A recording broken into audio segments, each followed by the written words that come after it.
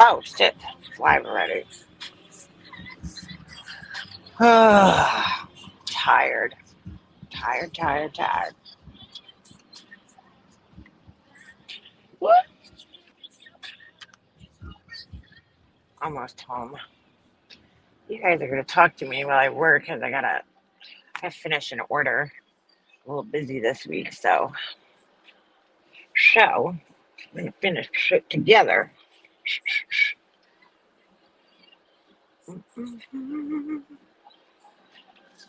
Guys sing so good. Lord. Ugh, it's hot today. It's 84 degrees. 84 degrees. Good morning, Burnt Hot Dog. You always make me hungry. I don't know about hot dogs for breakfast. I just had a croissant. Croissant. I just had a croissant from Starbucks. God damn, that place is expensive. I just went there on the way to drop my son off at camp, and he's like, two butter croissants, okay, which we know there's not much to croissants. They're like flaky, flat pieces of bread, basically. A cup of coffee and a small strawberry refresher drink. $17. I was like, excuse me? It's a lot of money for four things. Crazy. I could go for a burnt hot dog, though. I could go for a burnt hot dog. So, this morning, good morning, everybody. Well, let's talk about yesterday instead of this morning. We'll get there. Um, so yesterday, for the first time, I actually like shopped in Zara. Do you guys know what that is? Zara, whatever. I don't know how you say it. Depends on your pronunciation, I guess. I went to Zara, and I found out that there was one that the one that I've been to before, but I've never really like shopped in there. Like I've walked in the store, but I've never actually like tried on anything. Dude, let me tell you, that place was fucking crazy yesterday. It was crazy. I mean, it was packed in there. There was a line for the dressing room, and the other thing was that I didn't personally like about it. Hello, hello, you little rabbit. I usually bring Ovi with me to get Jesse off to camp, but since he had a surgery, I don't want him jumping up in the car. Come on, let's eat. Let's eat your little rabbit food. So anyway, what I didn't like about it was like, I guess because it's the end of the season, which is fucking crazy. I don't know if it's like this everywhere else.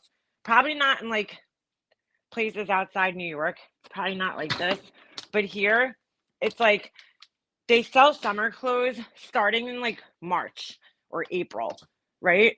And it's like at that time of the year, it's still cold here. It's freezing. March, it's freezing here.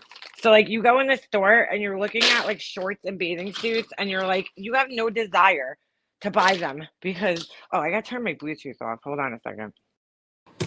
All right. Hopefully I sound better. I forgot this was going through my headphones. So anyway, you go into the store and you buy like you're like looking at shorts and t-shirts and you're like, it's freezing here. You know, like you can't even think of putting on a pair of shorts.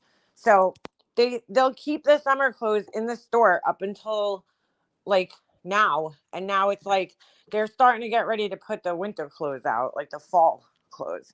So if you didn't do your summer shopping, you're fucked, which is so stupid.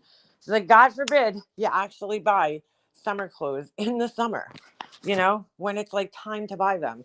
But anyway, so yeah, when I went in there, it was like the whole store was like a clearance section. Like, so everything was on sale and it was all mishmash together. It was a mess. And I was like, this is so fucking hard to shop in this. Like, I felt like I was in like a Marshall, because like nothing was like if you found something, good luck finding it in your size, because they had it all spread around on different racks, like no organization whatsoever. So it was a little hard to shop in there, and their sizes are weird. I thought H&M had weird sizes. Their sizes are weird too. I'm like trying on shit that their tops run really small, which is weird. So I had to go in the dressing room like 5 times yesterday because, I don't know my sizes there because I've never shopped there. So, and I had to wait online every time. Yeah, summer stuff is on clearance. It's so crazy. So crazy. It's like, dude, the summer just started. Like, and everything's on clearance. So annoying. I don't remember it being like that when I was younger, but maybe it was and I just didn't pay that much attention. But yeah, if you don't, could you get off my new sneakers? Thank you. I know. I have new shoes on and you smell them. You smell that I have new shoes on. Mm. Stop it. So yeah. It was, but they had nice stuff. It was just I couldn't find anything in my size. I did end up buying like this dress, and I get up to the register. They have self-checkout there, which is pretty cool. And I go to the register and I do the self-checkout, and it ended up coming out to like $12. So I was like, oh well, even if I don't wear it, I'm not gonna feel that bad, I'm not gonna feel that bad. Then I went to the what do you call it? The outlets because I had to return something. So I'm like, yeah, I'm returning something, but I ended up spending more money. Well, I bought a pair of sneakers on clearance. They had a Dick's Sporting Goods outlet there, which I never heard of. So it had like all the clothes and all the sneakers and shit that were like mad cheap. So I bought sneakers that, you guys might think are ugly, but I like them. And then, and then in winter time they have swimsuits. Yeah, that's what I'm saying. It's like crazy. So you know which outlet? This outlet, we have two different like outlet malls here. So I went to a different one. Then I went to one the other day, and then I went to the other one yesterday. And this one's weird because it's an outdoor mall. So it's hard to explain. So like instead of like the stores being in like a strip, like the other one, when you drive there, you could sit in the parking lot and you could see all the stores, So it's big, it's huge, but like you can figure out where you want to go and then just drive over there and park by it. In this one, you have to like go in. It's like a mall with no like ceiling. It's really weird. It's an outdoor mall. So like you can't see any of the stores from the outside from the parking lot. They have like buses that like bring you around because it's so big. So I got fucking lost. I get lost every time I go there. It's like so bad. I get so lost every time I go there because it's like I don't know my way around it because I don't go there often enough. And it's huge and it's like it's indoors. So like you don't know where any of the stores are. And they have maps and shit, but I don't know. The maps are hard to understand. So I got lost in there for like hours. My husband's like calling me. He's like, "Are you all right?" Like, I'm like, "Yeah." I'm like, "Have you ever been here?" He's like, "No." I'm like, "Yeah, well, I'm lost." I mean, I must have walked around in circles. I was looking for the express outlet because that's where I needed to go. And I walked right past it, didn't even realize it when I entered the place. Like walked around for like an hour looking for it. And then I finally find it. And I'm like, holy shit, dude. It was right next to where I like came in here. And I was like, oh my God. But they had actually some nice stuff there. Yeah, the Tanger outlets. That's what it is. So we have two of them here. We have one in, out east and then like one that's kind of central Long Island, I guess. And yeah. And I was so mad. My favorite Nordstrom Rack closed. So now we don't even have one here. That sucks. I love Nordstrom Rack. They have Saks off Fifth everywhere. And like, I don't know. I just walk in that place and I'm like, I don't know. I never see anything there that I care to have. Nordstrom Rack had the best fucking shoe section ever. The best shoe section. I can't talk. I'll show you guys the sneakers I bought. Everybody's gonna be like, "What the fuck, Leanna?" But I like them and I think they're cute. Hold on, I just gotta put my slippers on. Don't they have Tanger outlets in New Hampshire?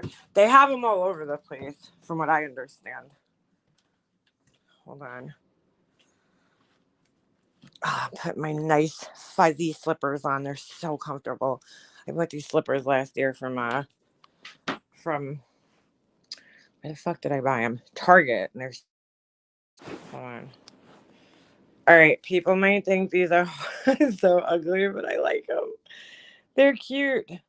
I tried them on. I actually almost bought these a while back, but I was like, eh. And then they're like, I guess it's leopard print. I know that might be a little much for some people, but I'm gaudy. I like them and they're comfortable. I like the little design on the back. They have like little lines, but they actually look really cute on with like a pair of shorts. I just had them on, so I had to take them off, but I bought those. They were $40. So can't go wrong with a pair of Adidas sneakers. All right. So you want to know which outlet out of all the outlets I went into? I went into Banana Republic. I bought a shirt from there too. This really cute, like sleeveless turtleneck thing. But you want to know what store out of all the stores was the absolute busiest? And I was shocked. I was fucking shocked. And I don't even know why. Well, I know why I walked in this place. Because, like, I went in the Uggs outlet because I need new Uggs. My Uggs are shot. I have like four pairs. And I didn't know this, but you could actually buy replacement insoles for your Uggs. I didn't know they had that, but I saw them in the outlet. And I might do that for a couple of my pairs because some of them are just like so flattened out that they make the Uggs so big on your feet because like the hair is so flattened out. But anyway, I go in the Uggs outlet and it's like dead in there. I'm the only person in there.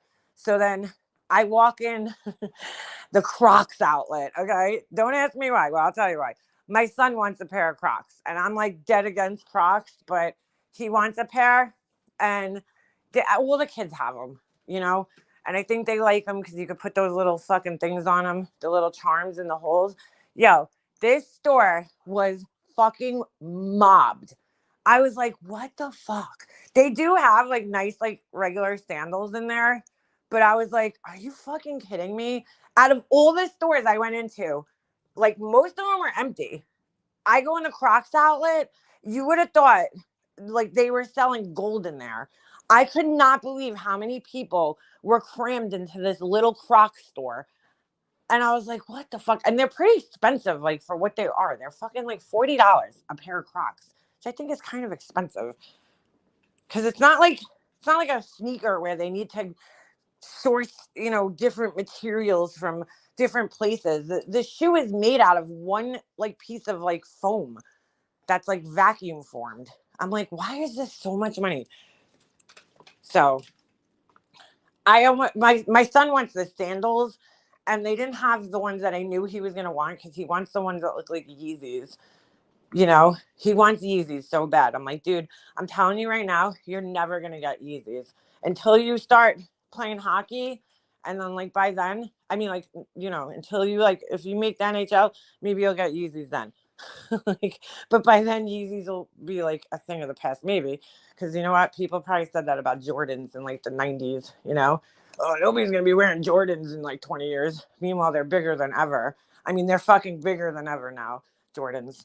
There's entire stores dedicated to reselling old Jordans now. It's crazy. But I don't know. And Yeezys. The Yeezys are so ugly to me. Like, I don't know. I think they're ugly.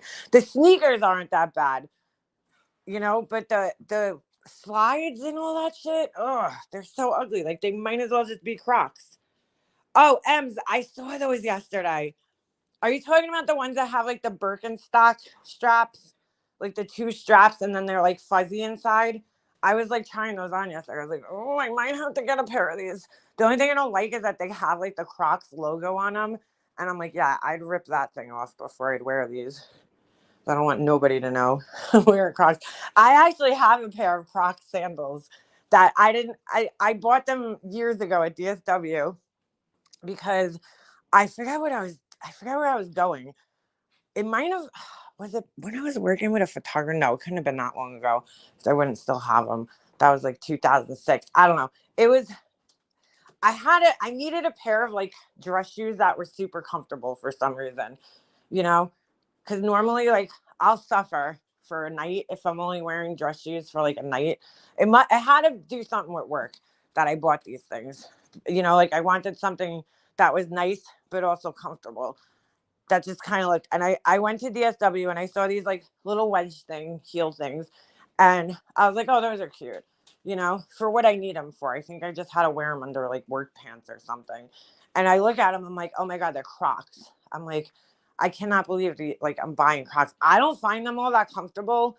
I don't like those little indentations they have at the bottom. I don't know, but yeah, I own Crocs. I already own Crocs, a pair of Crocs. So, but they're not like the regular ones with the big fucking, I don't know. Those things are just ugly. They remind me of like clogs, like when like in Holland or some shit. But I was just shocked at how fucking many people were in this store going nuts over these little fucking doodads that you put in the holes, the little like, I don't know, whatever the fuck you call them, charms, the little Croc charms. I had like everything in my hand ready to go to buy my son. And then I put it back because I was like, you know what's going to happen? I didn't want to call him. I was going to FaceTime him and ask him what he wanted, but I was like, forget it, because there's too many people in here and he's going to fucking drive me nuts because he's going to want to see every shoe in the store, So, and then I'm like, and I know if I buy it and I don't ask him, I'm going to get the wrong thing. He's going to be like, those aren't the ones I wanted. Because I was just going to buy him like the sandals. And then they had little Islanders charms you can put on them. But I was like, I know I'm going to buy them. And he's going to be like, those aren't the right ones. So I was like, forget it. I just put them back. And the line was like ridiculous anyway. So I'll have to go back with him one day so he could get them. Because like every kid has a pair of Crocs at hockey. So, he needs to have them too. I buy the charms from Amazon. Yeah, that was the other thing. They didn't have the price for the charms, like anywhere. Like they only had a sign for like get 5 for $14 or whatever it was, And I was like, how much is just 2 of them? Check out Croc platform sandals. No, that's what I have. So I tried on the platform sandals mine are like wedge heels. They're not really like platforms, but I tried on the platform sandals at DSW a couple months ago. The problem is they don't make half sizes. So like the 9 is too small. Like it fits me, but I would rather it be a 9.5. And the 10 is way too big on me. So like they need to fucking get on making half sizes. That's just like Aldo. I can't wear any shoes from Aldo because they don't make half sizes. None of their shoes come in half sizes. And so every time I go there, I'll try on the 9. It's way too small. And then I'll try on the 10 and it's way too big. Like I need to have a half size in shoes. So did you let everyone know inside how ugly and horrible Crocs are? No, but I was just shocked at how fucking many people were in this store. Like I was just like, what? Like what? Because like it was empty in this outlet mall, dude, yesterday. Like there was nobody there. I mean, it was like a ghost town. It started getting busier. I noticed like around 5 o'clock because I guess people were getting out of work. But when I first got there, it was like a ghost town, I'm walking around. There's like nobody in any of the stores. And I'm like thinking in my head, how does this place stay in business? Because there's nobody here. And then I go, it hits like 5 o'clock and it started getting busier because there's all like restaurants in there too, that people go to. And there's a movie theater. So, and there used to be an ice rink, but it looks like they took that down. There's like a fountain there now.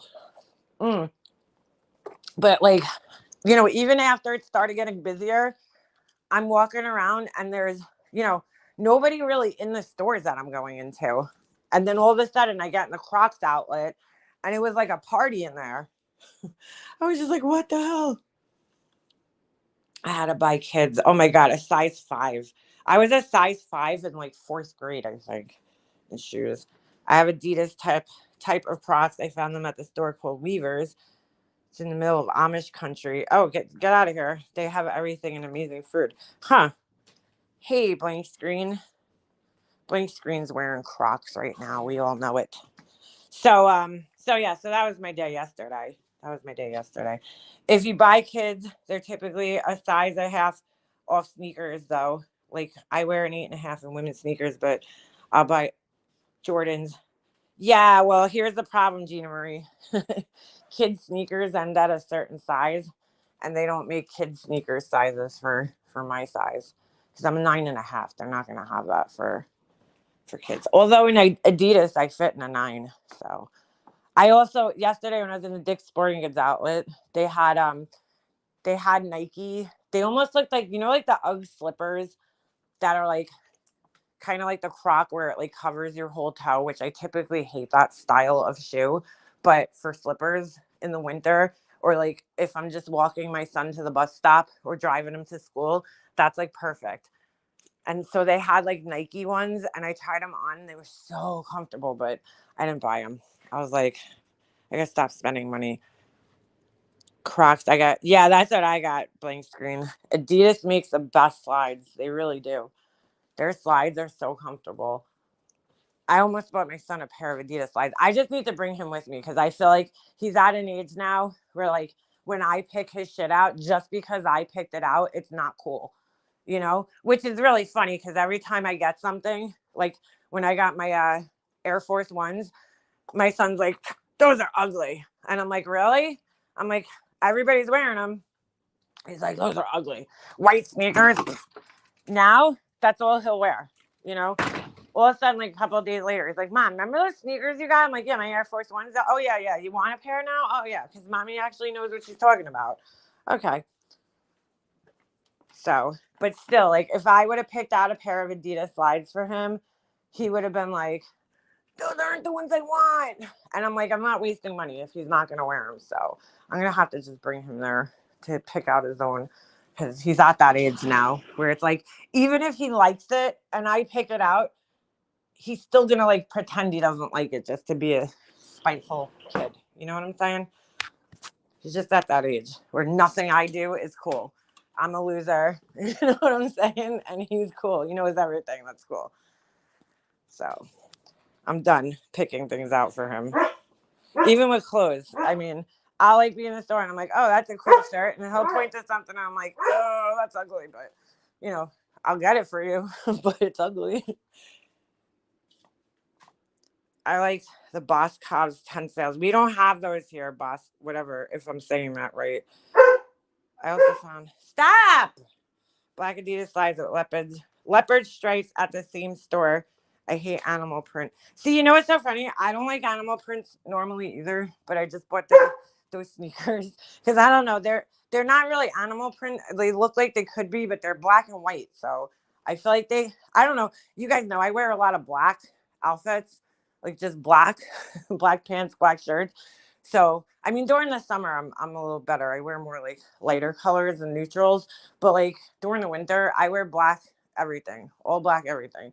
So like sometimes, you know, I feel boring. I'm like, I need like a pop of color or something. You know what I'm saying? Like something. I feel like I look so plain all the time. So I was like, you know what? I'll buy some shoes. This way, like I could wear them with black leggings and like still look interesting, or black pair of shorts. Because sometimes I just like wearing sneakers. I'm the exception to that blank screen. I hate to shop. I actually really like shopping. See, that's the problem. Like yesterday, I was just trying clothes on just for like fun.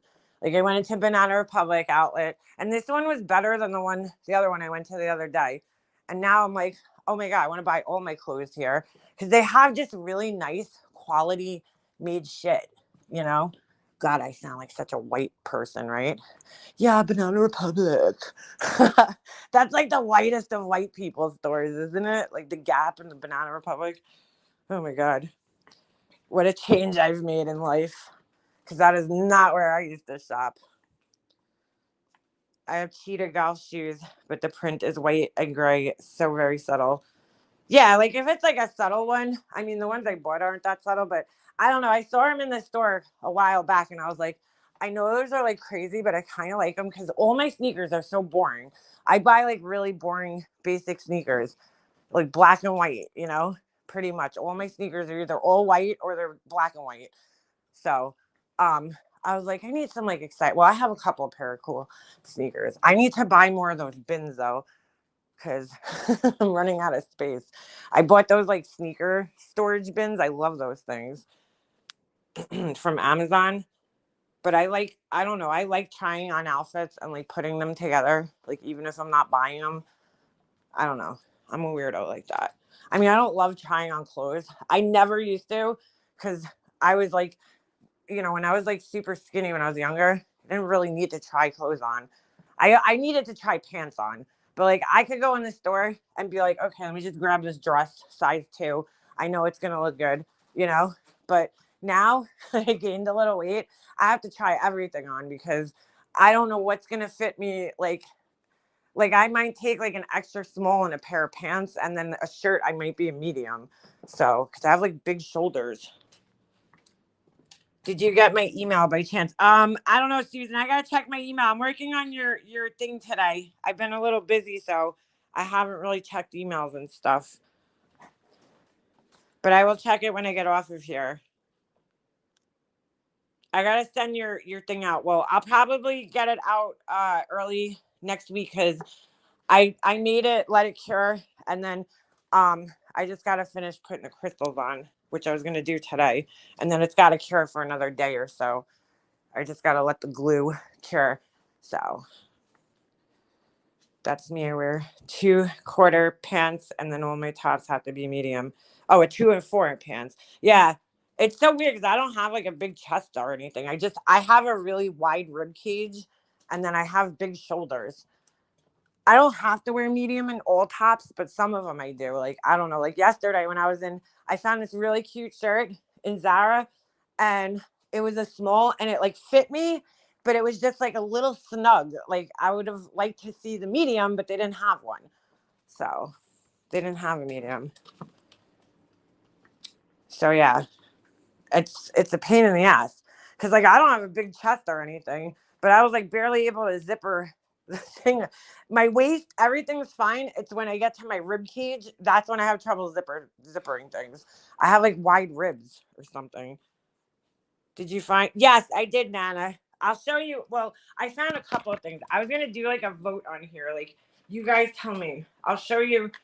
I bought a dress yesterday. I'm not sure if I'm gonna wear it, but I don't even know if I'm going because if I don't have anybody to watch my son, I'm not gonna be able to go. But I got some new clothes. I bought a couple of things, so I'm not sure which one I'm gonna wear. It depends on like how I'm feeling that day. But I'm keeping most of them because I figured like I'll, hold on to it and I could wear it. I always try to buy, for the most part, not always, but classic things that you could hold on to so that I don't have to worry about it going. Oh my God. Sorry. All right, I logged onto my laptop just so I could share a picture with you guys. Science girl. Hey, science girl. Girl, that shit was crazy yesterday, Alicia. Oh my God. Freaking, I felt, look, people can say what they want.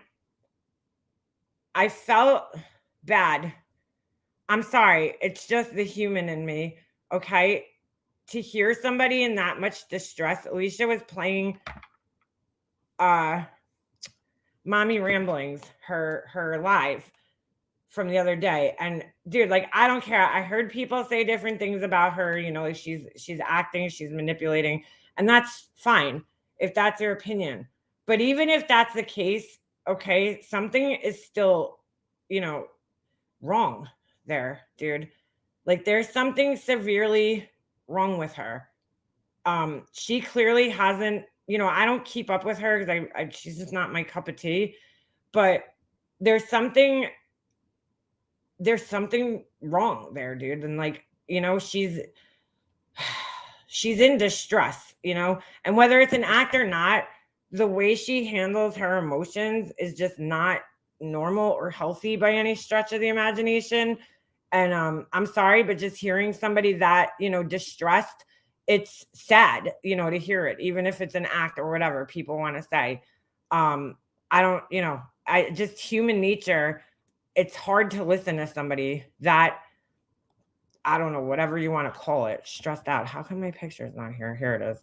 Okay, mind you, I look like a fucking disaster in this picture, but and this might not be everybody's cup of tea. And you know what's so funny? I brought a bunch of things into the dressing room yesterday, and out of all of them, this was the one that I thought I would like the least. Like, I just picked it up because I like the colors, and I ended up liking it I liked it the best.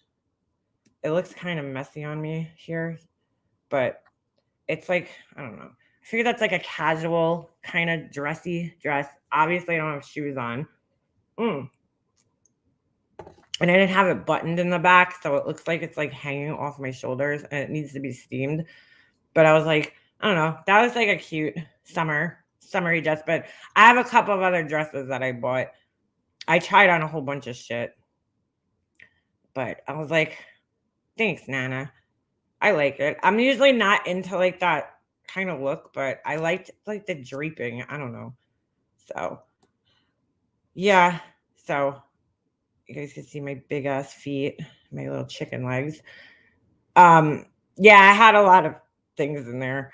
I tried on this jacket. I don't know if you guys could see it. I want like a wool coat. This isn't wool. And like I don't know, some of their clothes felt like really cheap though, like cheaply made.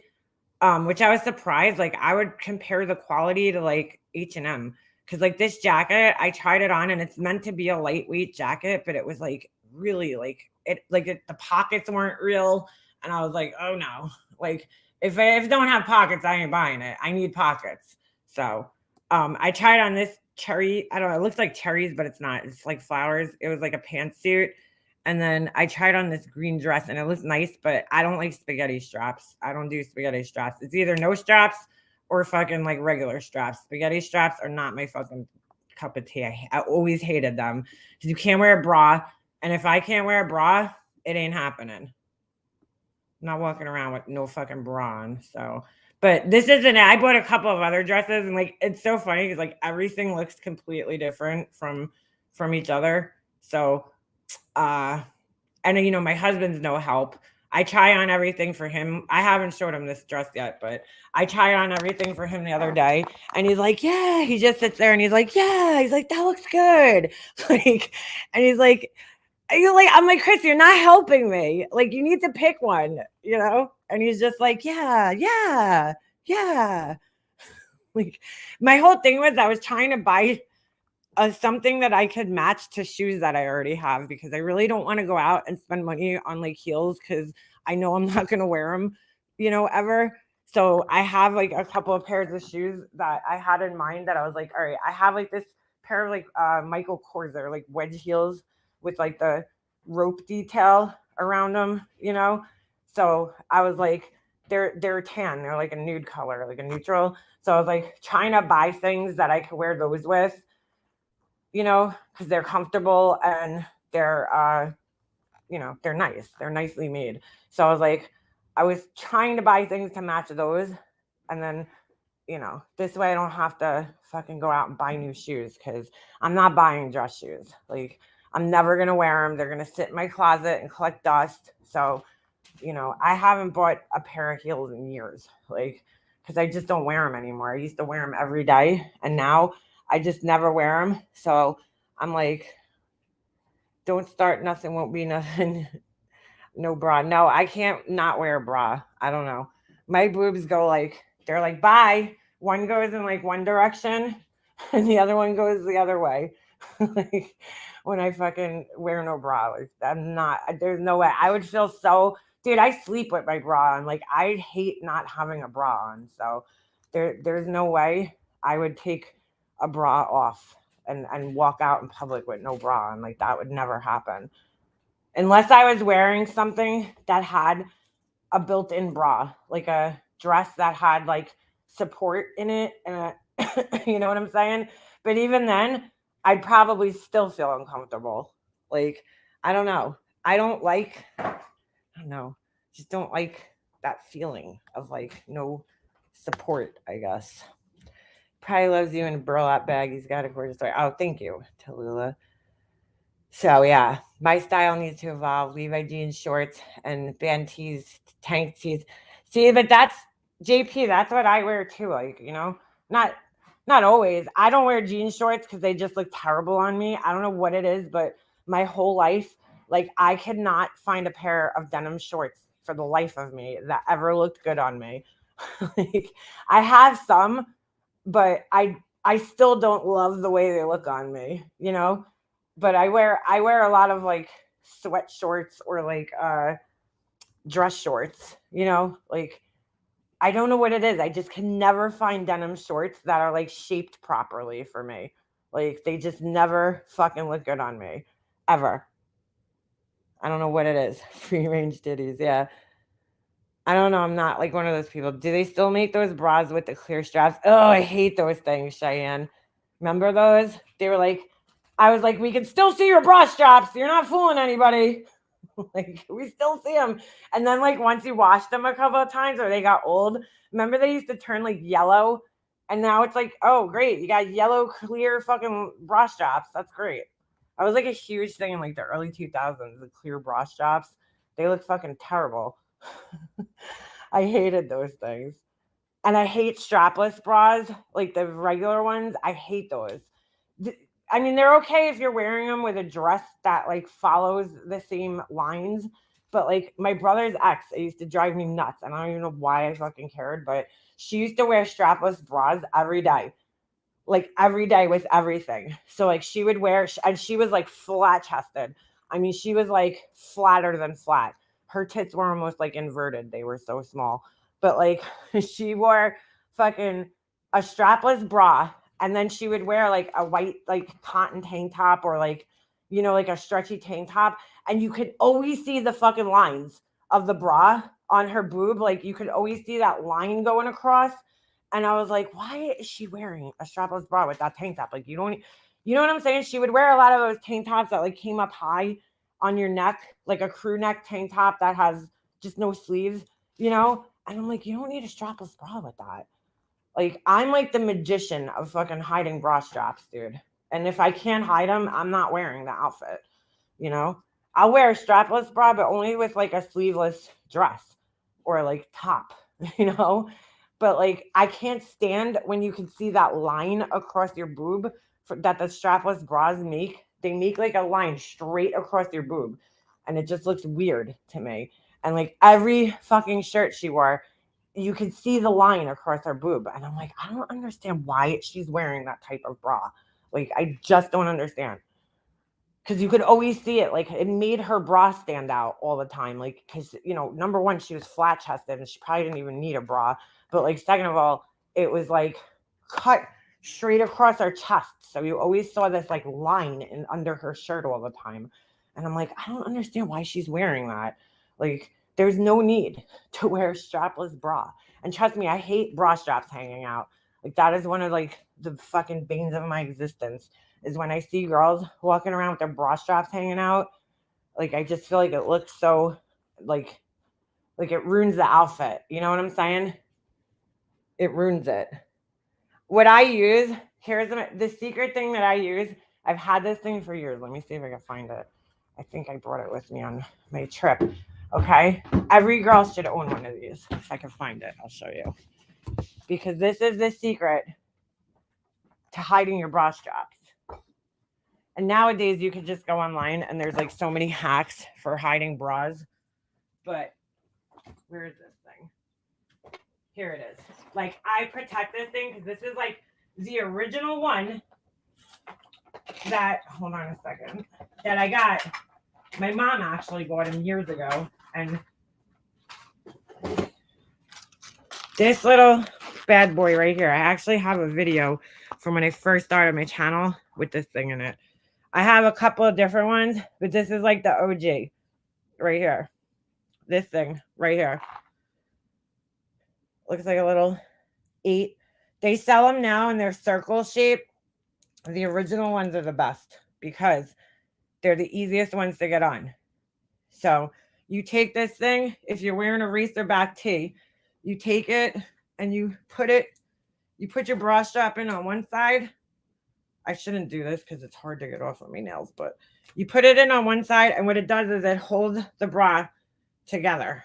So hold on. It would probably be easier to demonstrate it. I took a bra out. There you go. All right. I don't even wear these bras. I have a fucking thing. Look, I bought it, but it still has tags on it because I don't fucking wear anything. I don't know why I buy things. Never wore this. But, oh, well, this is probably a bad example because this bra actually, and this is probably why I bought it now that I'm looking at it, it actually has a little hook on it that lets you hook the back straps together like this. But that's what this thing does. It goes on here like this, and then like this. Hold on. And that's it. It holds the straps together much neater on the back. But damn, now that I know that this bra does this, I might take the tags off and actually wear it. I have a whole drawer filled with bras that I don't wear because I wear like the same 3 Victoria's Secret bras all the time. But yeah, that's it. I have like, I think everybody does that though. You have like bras, but you have your favorite bras. Now I can't get this fucking thing off of here. You have your favorite bras that like you just gravitate towards normally. So yeah. So this thing right here is a lifesaver. Also, any bra, if you buy them, which is why I used to buy Calvin Klein bras all the time, because they come with, oh, this one doesn't. They used to come, some of them do. They come with a little thing that comes off of this back piece. It's like a clip, and you could crisscross them, So, and then if you really can't hide your bra and all else fails, where the fuck are these things? Oh my god, is that my Victoria's Secret bra? Nope, that's not it. I'm looking for one of my bras. I can't find them anywhere. Ugh, I can't find them. You buy the little chicken cutlet things if all else fails. But this thing right here is great. Everybody should have one. Don't ask me what it's called because I don't remember, but it's called like bra strap hider. I don't know. If you type that into Google, it'll come up. So my sister's only A cup, and somehow I ended up a double D. I know, isn't that weird? That's kind of like me and my sister. My sister's like a fucking shit. She's probably like a triple D cup, and I'm like a fucking tiny B cup. I probably should. When I was super skinny, I had an A cup. Man, I was a flat chested. I was, my whole family though. Most of my family is flat chested, except like my cousin Nico and my mom. My mom had huge fucking tits. I don't know where they came from, but mine, not so much. Bra clip should bring it up. Yeah, something like that. I'm telling you, like that thing is great. Because if you're wearing like a racerback tee, or even if you're wearing a tank top that's not like necessarily a racerback, some of them are just like, they're just cut in a little bit and it like makes your bra straps hang out. It's great.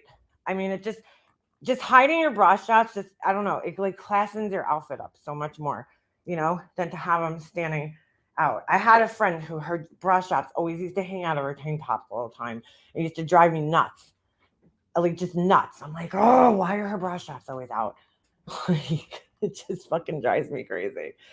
I don't know why. Yeah, heavy C cups are just right. Yeah, that's probably a good size. She's soaking wet 105 pounds. Doesn't make sense. I know. It doesn't make sense sometimes. It's like the titty fairy definitely skipped my house though when they were giving titties out. That's for sure. I mean, I'm fine now. My chest size, I don't really care. But the one good thing about having small boobs is that they don't sag. When you get old, okay, and you have big tits, they sag, and then they don't look good. Then you start looking like you're on an episode of like National Geographic, and I don't want National Geographic tits. So mine don't sag. They're just there, but they fucking go in different directions. They're like, hi, one of me is going to be on the right, and the other one's going to be all the way on the left. We'll see you later. Like they don't like to hang out together unless they're in a bra. So bra clips, pulled it up on Amazon. You could also buy nipples too. Yeah, no, I'm good on the nipples. You could buy those little chicken cutlet things too. But like, I don't know. I went in the Victoria's Secret outlet yesterday, and they do have a strapless like plunge bra, they call it, which is like more like a demi cup. Because I just feel like the regular strapless bras, the way they cut your boob in half, like they don't look good unless you're wearing a strapless top. You know, the plunge bra might be a little better, and you might be able to get away with that a little bit more with like a, you know, regular shirt, because it's more like the regular demi cut bras where, you know, it cuts your boob down like on an angle. So you get cleavage and shit, you know? Like strapless bras make you look flat chested. I don't know. I don't like the way when you are flat chested already, they make you look more flat chested. There's a reason that bras are cut the way they are. I'm just glad that the bra's shape has changed because like the Marilyn Monroe days, they wore like those pointy bras. And I was like, I am not into those. Having pointy bra boobs, like that looks so fucking weird to me. But that was like the thing back then. It was like pointy boobs. Now it's like a more rounded look, you know? But like back in the day, like Marilyn Monroe days, that all the bras were pointy. Like they all came to like a point. And that's just fucking weird looking. I'm sorry, it is. Because they always look baggy on people. If you have no chest, I guess they didn't know how to shape them properly for like every boob. So like sometimes they look baggy, the bras. Because like even when we were young, I feel like those were kind of still the thing. I remember my mom buying those like Playtex bras. Remember that shit? And they were like, there was like no padding in them. Like they were just like these triangles of fabric. Ugh. Mm. Dollar Tree had them. They used to sell them at Bed Bath and Beyond, but Bed Bath and Beyond's going out of business. I went in the Christmas tree shop yesterday, and I'm shocked that that place is going out of business because when I used to go there, that place used to be fucking packed always. But COVID really fucking killed everything. But yeah, Bed Bath and Beyond, you know, it's crazy because like a couple months ago, I started going in there and it just looked run down. At least the one by me. Like, I went in there and I was like, I don't know. I remember like back in the day when I used to go in there, I felt like they had so much shit to look at, like so many cool gadgets and like cooking things and pictures and artwork and just like little doodads and weird finds like candy, and you know what I'm saying? They had so many like cool things in there. And like more recently when I've been going in there, I'm like, I don't know, it looks like barren in here. You know, like it looks like there's nothing here. And like even like the selection, like even with the Yankee candles, because I used to go there and buy Yankee candles all the time. Like even with that, they stopped selling Yankee candles, or like the regular ones. They were selling like these weird ones. And then like the Yankee candle section got so small and they didn't have like anything. Like they didn't have the tarts. Like I used to go in there and they'd have bins and bins and bins of like the Yankee candle votives. You know, like the clean linen one, or the, what was the other one? I forgot. But they don't have them anymore. Like, I don't know. It's so weird. And then even like looking at the bedding and the curtains, like everything just looked like so, I don't know, different. Like it just, they didn't have as much of a selection of things, I feel like, that they used to have. And even the selection that they had, everything was very boring. Like the sheets, and their sheets were always overpriced. I would never buy sheets from Bed Bath and Beyond. Their sheets are so fucking overpriced. So overpriced. Like that's like one thing I fucking hate spending money on is sheets. Like I don't know why, but because I feel like people are like get all caught up in thread counts, and like nowadays the thread count doesn't even matter anymore because there's so many different types of sheets that you could buy. You could get jersey sheets, cotton sheets. You know, I don't like cotton sheets personally, so that's why I don't care to spend money on them. Or like the microfiber, that's what I prefer. You know, more like soft sheet. Or and then the winter, anything that's like soft and fuzzy, I don't care. But I hate you can't find clean cotton. I know they have it at Walmart sometimes. I haven't seen the votives though. I don't know if Yankee Candle makes the little votive candles anymore. I haven't seen those in a really long time. I love the clean linen candles. I have a clean linen scent that I can make you guys candles when I start selling them. I gotta put them on the website. But yeah. Yeah. COVID, yeah, and Amazon. Amazon killed everything. And I'm like one of those people where like I like going into the store. I like touching and feeling things. Like me and my son, it was funny the other day. I need a new kitchen table. My kitchen table shot between me and Jesse, like him doing arts and crafts, me doing my nails on the table. The table's ruined. It's fucking ruined. The finish is like all chipped off. Like it's a mess. So we stop at this little place, on the way back from camp, and they had my exact table there. I was like, oh shit, that's my kitchen table. But we were looking at the kitchen tables, and the guy was actually telling us, he's like, the internet's like ruining our business. Like it's like a small little mom and pop shop that just sells kitchen tables. They do like some custom stuff, but he was saying, it's ruining this business because like nobody wants anything nice anymore. Everything's just like knocked down, like bullshit. Like nobody wants a nice solid wood table anymore. Like, and it's sad. I don't know where I was going with that whole story, but it's just like everything's getting ruined by Amazon and like these big websites like Wayfair and I don't know. And things are just losing quality on top of that, Like my neighbors were just throwing out a dresser and it's been in the street for like 3 days and I keep looking at it and I almost wanted to take it because I'm looking at it. I'm like, that's a real wood dresser. Like the whole thing is made of wood. And the way you could tell is because the drawers have that dovetail, like almost looks like a puzzle pieces going together, connecting.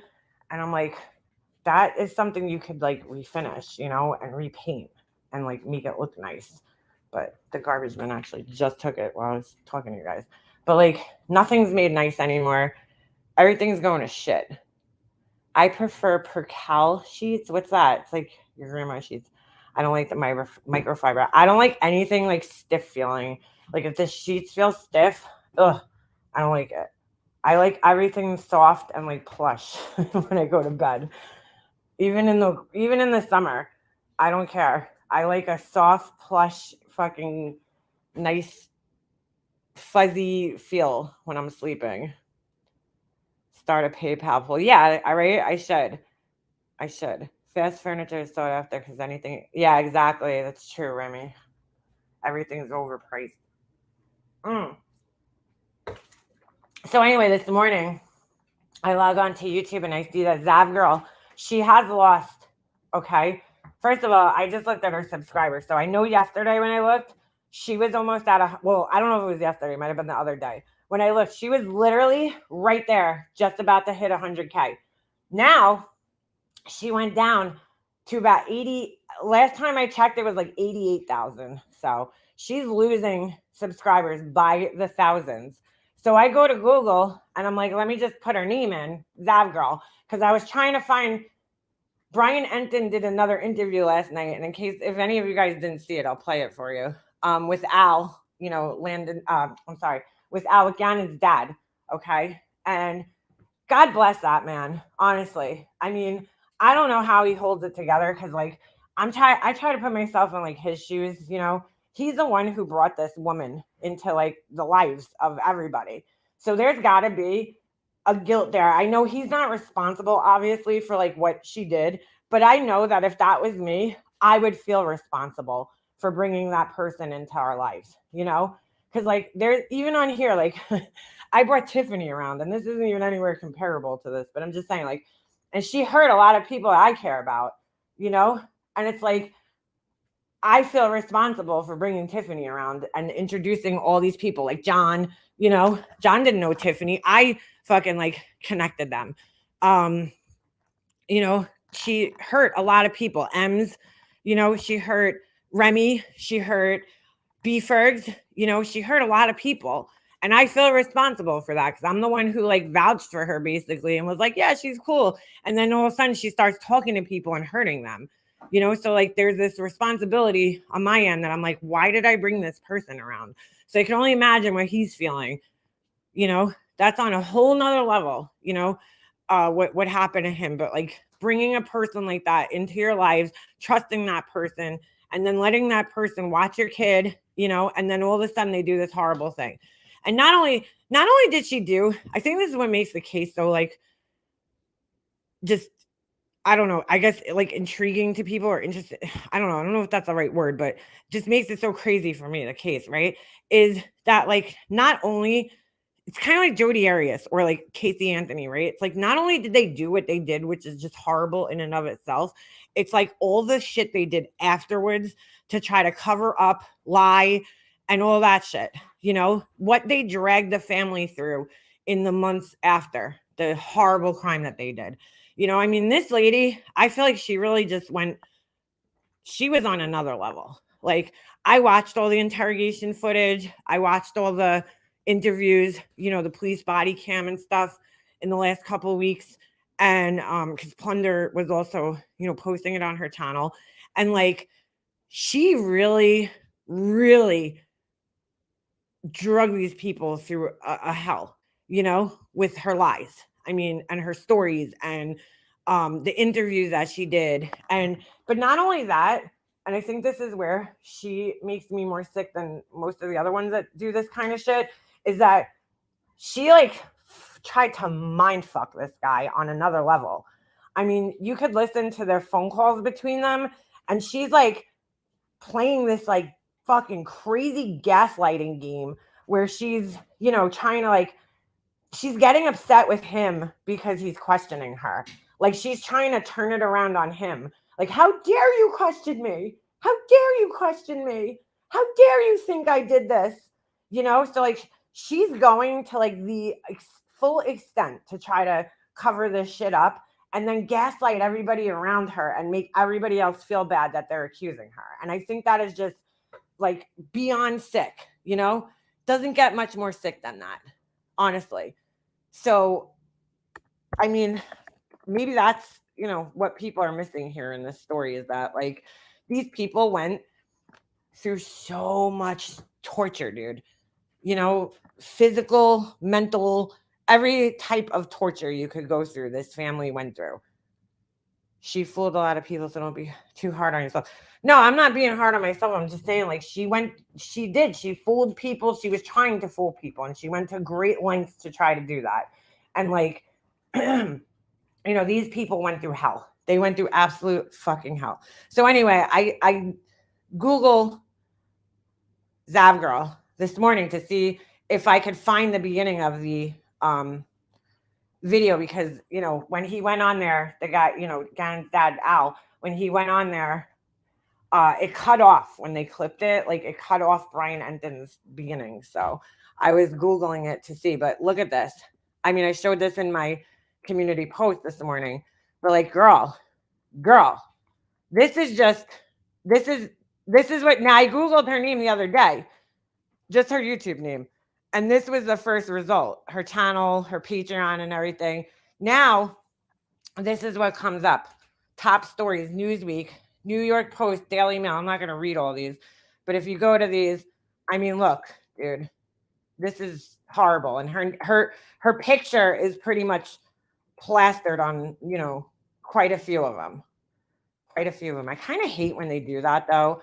Like, don't fucking put her picture next to Gannon, and you know what I'm saying? The dad, like, I don't know if I'm a big fan of that, but right now she's got 2 pages on Google search results, various articles that are written. We don't need to read them. We know the story at this point in time, but like, how fucking embarrassing.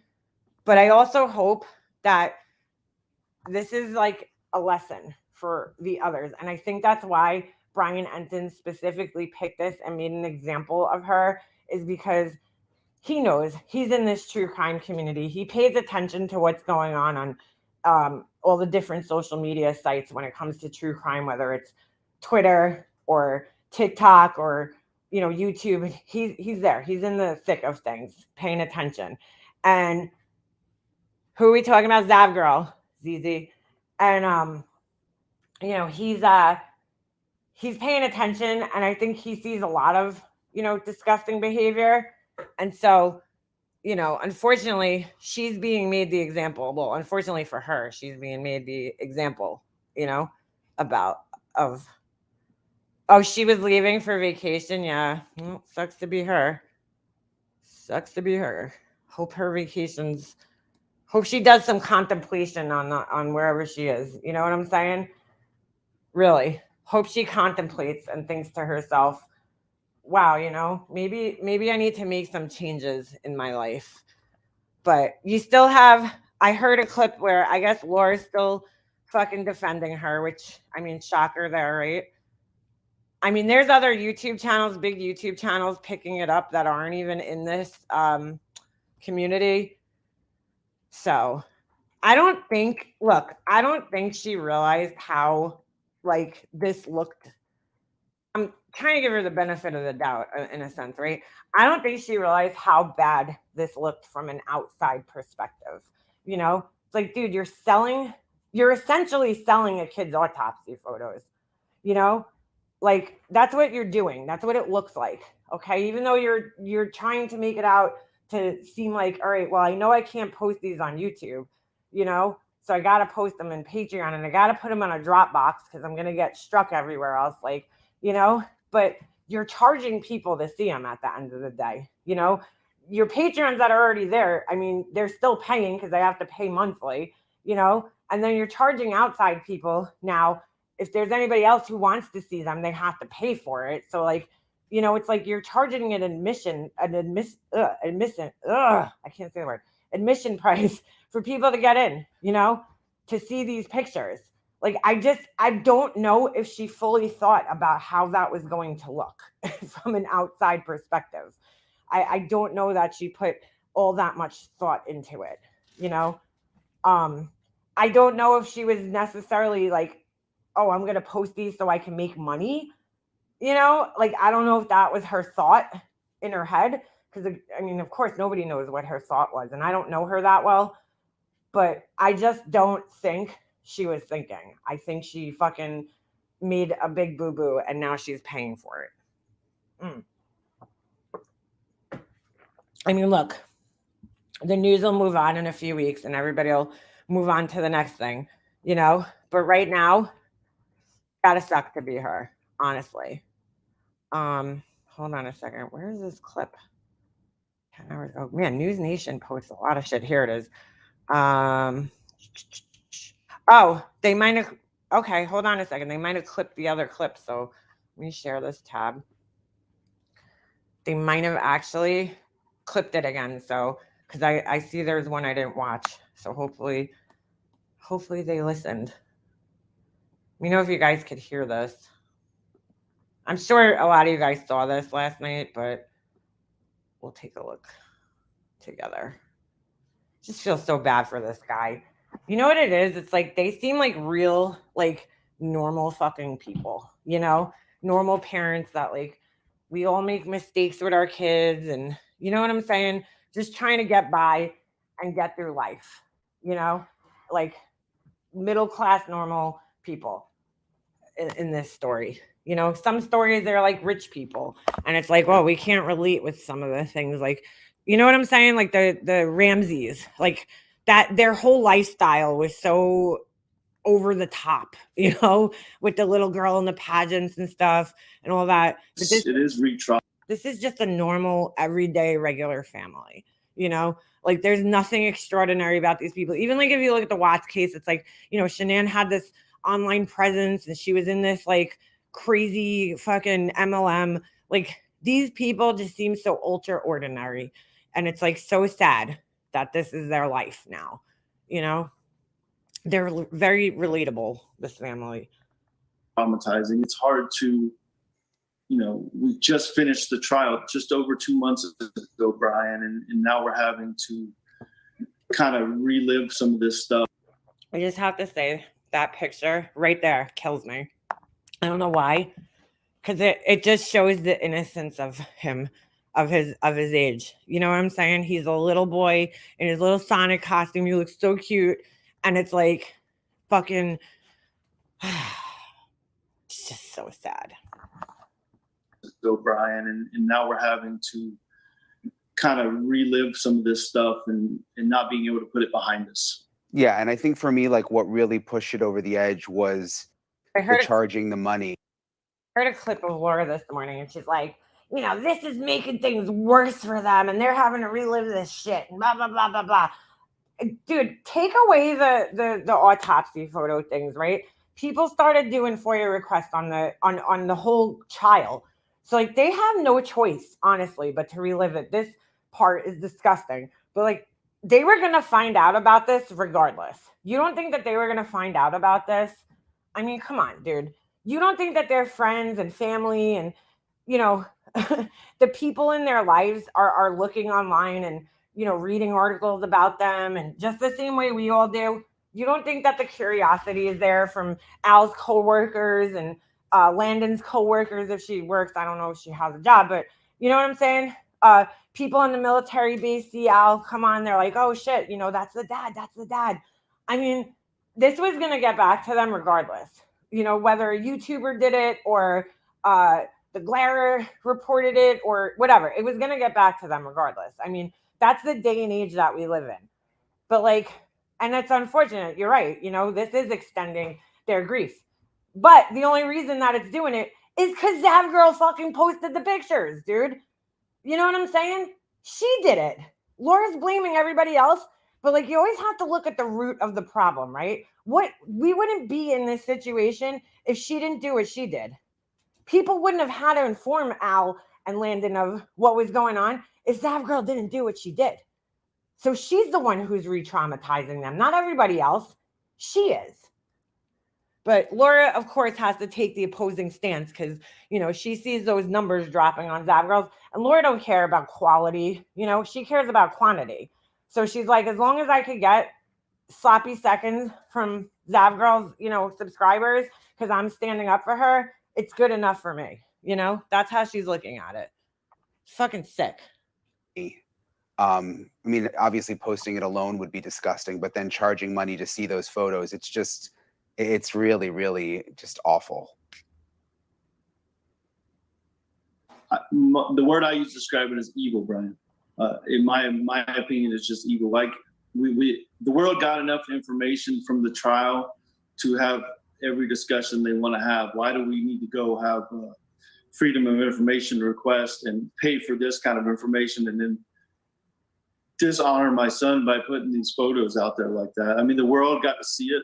I don't know how well you followed it, but the only day I chose not to come to the trial was the day that they showed the autopsy photos. Now I feel like I can't even go on YouTube without the possibility of accidentally coming across these photos. Yeah, and I when we talked to the prosecutor, I really wish Brian Enton would have like corrected him there because like I don't know. I haven't searched for it, so I don't know if you would actually find those pictures on here because I would think that YouTube would take anything like that down, right away. But I guess just the small chance that he could see even a part of the photo, on here. But I hope, that sucks, he feels like he can't go on YouTube because like, you guys know how YouTube works. Even if you're not necessarily watching videos about something or searching for a specific topic, if you have at one point in time, it's going to show up in your feed, so like, he might just come on here and he might want to watch a video about how to fix a car and this video could pop up in his feed potentially. And that sucks, last night, I mean, they made a special effort to make sure that those photos were not released on the live stream. In other trials that I've covered, they always do that. I mean, they just want the jurors to see them because that's part of obviously the legal process, but it's not the kind of thing that the public needs to see at all. Do you think you may take legal action? Is there anything that you can do to get these off the internet to sort of like protect your son? You shouldn't even have to think about this, dude. You know what I'm saying? Shouldn't even have to fucking think about this right now. We've talked through some of those options. The hard part, Brian, is I am just emotionally drained and psychologically and financially maxed out from the last 3+ years of this process. To take legal action, I just don't know if I have that in me. But what I'm trying to do with you tonight, and I appreciate you having us on, is I know exactly how he feels because, like, remember when the whole swatting thing happened, and obviously this is nothing in comparison, but I'm just saying I could kind of understand how he feels. Everybody's like, "Oh, go to court and get a lawyer," and da, da, da. And like I had just gone through a fucking like 2-year long legal battle with my brother, with my mom's estate and shit, with lawyers, and it is fucking exhausting, dude. It is fucking. It is emotionally and just everything out about it just takes everything out of you. Just having to fight somebody in any way, shape, or form like that in court, dealing with attorneys, it is exhausting, dude. It is fucking exhausting in every way possible. So like I had no interest in getting myself tied up in any other type of legal battles or anything like that. You know, I couldn't even imagine having to go through something like that again, you know? So he went on a way bigger scale, and like that's basically what he's saying here is he's just like he's strapped, he's done, you know, he just needs to like start healing and relaxing, and I get what he's saying. To help shape the narrative, and I don't really think I have to do much. Based on the messages you've received and the feedback I've seen from other responses, I don't think it's going to take much from us to have these people repointed in the right direction. Yeah, I think people just lose sight of the fact that these are real families dealing with this. I mean, there's a true crime community, and 99% of them have good intentions and are really focused on the victims. I'm sure you felt that through all of this, but there's just those bad apples out there that are trying to make money. The other thing I keep thinking about is the fact that she and others were even able to get the photos. It seems like there should be some kind of law, or it shouldn't be that easy to just write a check and put in a request and be able to get those photos sent to you. Should it be? Yeah, once again, right. I think that's a question for a legal representative. I do believe in the freedom of information to a certain extent, but I think the problem from my perspective is you can't always control what someone with evil intentions will do, and that's what we have in this case here. So I don't know. I'm not a legal guy. I'd have to look at the ins and outs of the FOIA Act and all that. But yeah. There is a lot of good that comes out of release of information. It's just in this instance, and having to bear this burden myself, it's hard to say this, but in this instance, someone has taken that and turned it into evil. He's so right, because there is a lot of good, especially for the victims' families. Like they don't always get information from the police while they're going through things like this, and so it does help to have that resource there for them, so that they could kind of get an idea of what's going on, because the police don't keep you very well informed all the time, and so he's right there. Like you don't want to do away with that, because it's a great resource for people. It's a great thing to have. It's just that, of course, just like with anything else in this world, there's assholes who are just going to take gross advantage of things, and do the wrong thing. Yeah, no, I totally agree with you.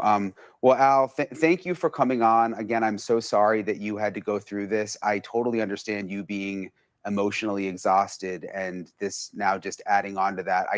I hope that people will continue to be outraged by this, and they can sort of police themselves in a way on YouTube, because it's just, it's just awful, especially when you think about family members like you, Al. So thank you for coming on tonight. I hope people who posted the photos are watching and can hear it straight from you, how it makes you feel. Yeah, I hope so too, Brian. And in closing, I do want to leave you with, I think we're really getting focused on less than 1% of the people, because the majority of people I've come in contact with throughout this past 3+ years have been absolutely sustained me and helped me to fight through this process for my son. So I do want to give credit where credit is due on that. And I think those people will continue to shape the narrative that this is unacceptable behavior by a very small portion of people that seek to benefit from, my son's, those horrible pictures of my son. So thank you again, Brian. Yeah, thank you. I totally agree with you. I'm glad you said that.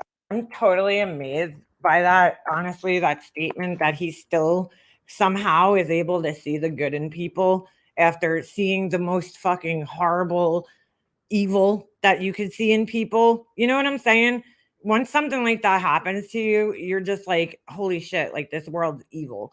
And it's pretty amazing that he still has the ability to see that there's good out there in the world, you know, even after going through such a huge tragedy and seeing the most evil of evil people, because I truly believe that that woman is on another fucking level of evil. We'll be in touch. Hopefully, we can stay on the story, and maybe we can find some lawmakers or someone who want to spearhead a project to just make it a little more difficult. Obviously, like you said, it's good to be able to file a FOIA and get information, but certain things I think are just too much. It should be a little more difficult. So thank you again, Al. We'll be in touch. Thank you for watching. Go to newsnationnow.com. So that was that one, and I seen they added another one. So let's take a look at that. And I really like the dad. I know he's made mistakes, you know, everybody does, but he's a really look. I listened to the phone calls between him and Letitia, and let me tell you, that guy deserves a medal or something. The way he kept calm on the phone with her and kind of played her. I mean, he did a really good job trying to get answers out of her, even though he didn't get the answers that he was looking for. He did a really good job of kind of staying calm and playing her, because obviously he was recording the conversations at this point in time and knew that there was something up, you know? And it's just so sad. All right, let's see what this is all about. Oh, wait a second.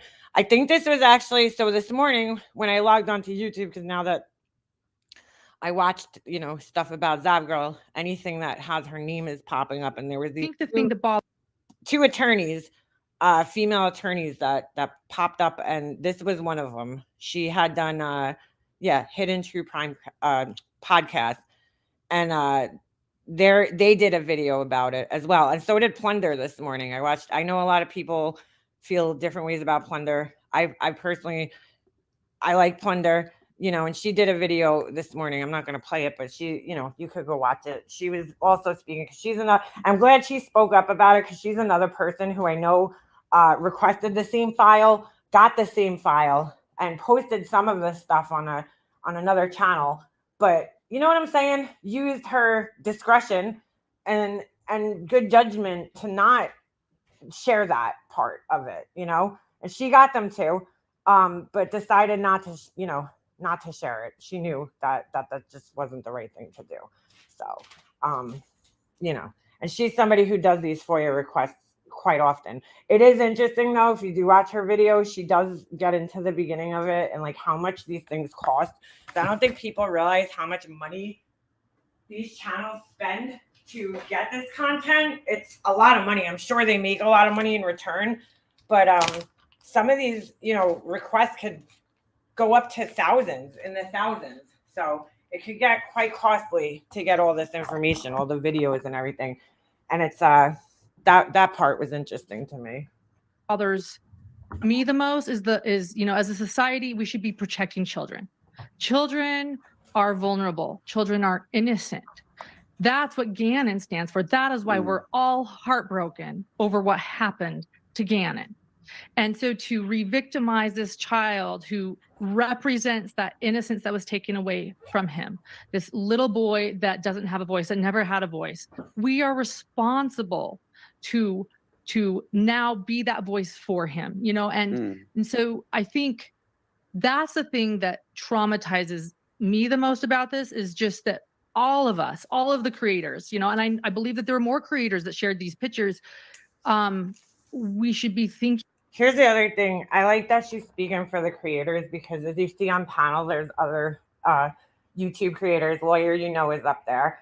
And there's other creators up there that are feeling like they have to speak, okay? Because that's a representation. You don't want this being the representation of the true crime community online, because that's not, you know, that's not the majority of people. Like Al said, that's a 1% of people. There's, you know, just evil people out there with bad intentions, but that's not the majority of the people out there. The majority of the people are in it for the right reasons.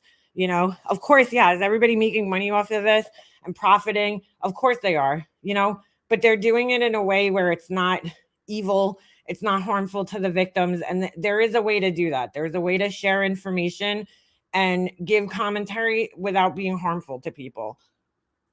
And that's what these people need to fucking learn. It's disgusting. Plunder is a media outlet. I mean, what do you mean? Thinking about protecting children in life and in death. We protect children. We protect their vulnerability. We protect their bodies. We protect who they are. And it's up to us to do that. Yeah, and I think about the trials that we've covered, even Valo recently. You know, you sit in the courtroom, we sat together, and you see what these families go through, and you see the way they have to leave the courtroom when certain photos are showed. And I just don't think some of these YouTubers realize that these are like real people. Peter, I'm curious. You're a lawyer. I think a lot of people are asking, like, how was she able to get these photos? Like, why should these photos? Why should you be able to write a check to the government? I think, like, dude, this is so bad. This girl, dude, this is such a mess. You know, you got all these people commentating on it. One of the things that these girls said early today, when I found their video, that I think is so true. They're like, this isn't like a right or wrong thing. Like, there should not be any like question when it comes to protecting children. You know what I'm saying? And it's so funny because I'm thinking of like people like Laura and Bullhorn Betty, where it's like, dude, how are you even arguing with this? Like, this isn't even a fucking question. There's something wrong with you, okay? If you're a mother, especially, okay, because Betty doesn't have any children, so from her, it's like, okay, she doesn't have children, so she's never. And I'm not saying this to be mean towards her. I'm just saying, unless you have a kid, you just don't understand what that fucking love and protective need is. You know what I'm saying? That feeling of like that dread you have if something ever happened to your kid, like the thought of it, you know, even like just that fear you just constantly live with as a parent of like letting your kid out of your sight and something happening to them. Like that is the worst fear.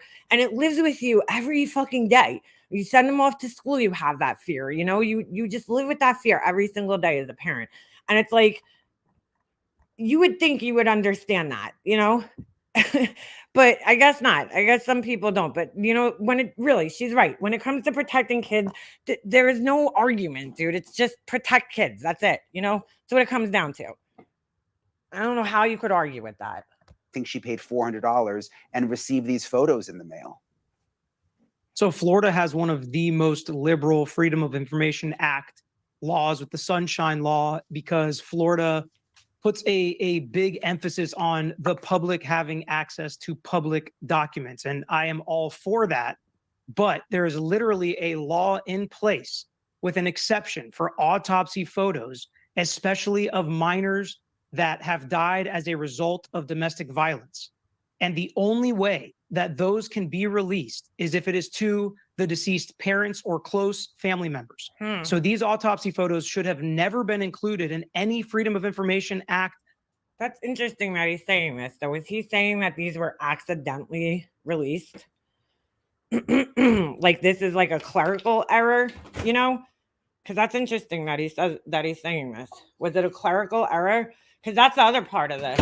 You know, why were those released? I mean, I heard people say that the family has to request that the autopsy photos are sealed, but I've personally never heard of them. I've heard of, you know, obviously there's been autopsy photos released in other cases, but for a child's case, this is the first time I've ever even heard of anybody getting autopsy photos of a child. Like, that is crazy and something that needs to be taken into, you know, consideration here. Request. And frankly, there is a third-degree felony in the statute for the custodian of records if they willfully and knowingly released these documents. Whoa. Now, my guess is what happened is she requested the entire file and they sent the entire file and just didn't do their job to look through and pull these photos out. Thank you for watching. Go to newsnationnow.com to find News Nation on your cable provider. And don't forget to click the red subscribe button below. Somebody's getting fired. Somebody's going to get fired today. That's interesting that he said that. I didn't know that. The photos were in the record. Yeah. Well, that's the whole thing. And I'm still confused about this. Did she request them from Florida or from Colorado? Because when you hear them talking about in the news, it makes it seem like she requested them from Florida, which like then she would have specifically had to go to Florida to request them. Or did they come in the case document? Because the way Plunder explains it, now I feel like we have to watch Plunder's video because she kind of explained it and I forgot. Hold on a second. Let's go to Plunder's video because I think she kind of explains it, how the records came across. I wasn't listening all that carefully just because I was trying to get, my son off to camp this morning. So let's I know it was in the very beginning where she talked about this. So let me go on her channel, because I could have sworn she said it came within the Colorado document, because she also got the photos. And I believe I remember her talking about this. Hold on, let me just do my share again. Remember talking about this at the beginning. Florida did. Yeah, no, I know that they did the autopsy pugs. I'm just saying, because they're saying Florida released it, or, obviously Florida had no choice but to release it to Colorado, because that's where the trial took place, right? So my question is, where did Zav Girl get the pictures? Did she get them from Colorado, or did she get them from Florida? Because, like he just said on here, the laws, as far as the Freedom of Information Act goes and what they release, varies from state to state. Like here in New York, you ain't getting shit. You ain't getting 911 calls. You ain't getting nothing.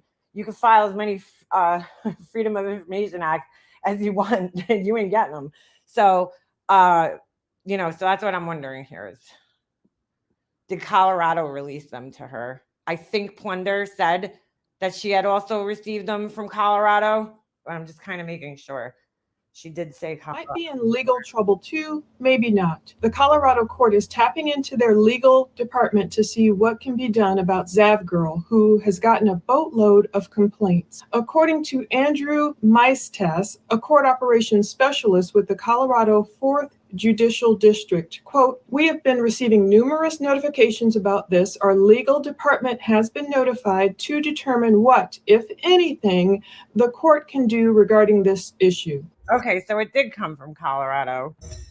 Let's talk about how the controversy began. As many of you know, I covered the Letitia Stout case.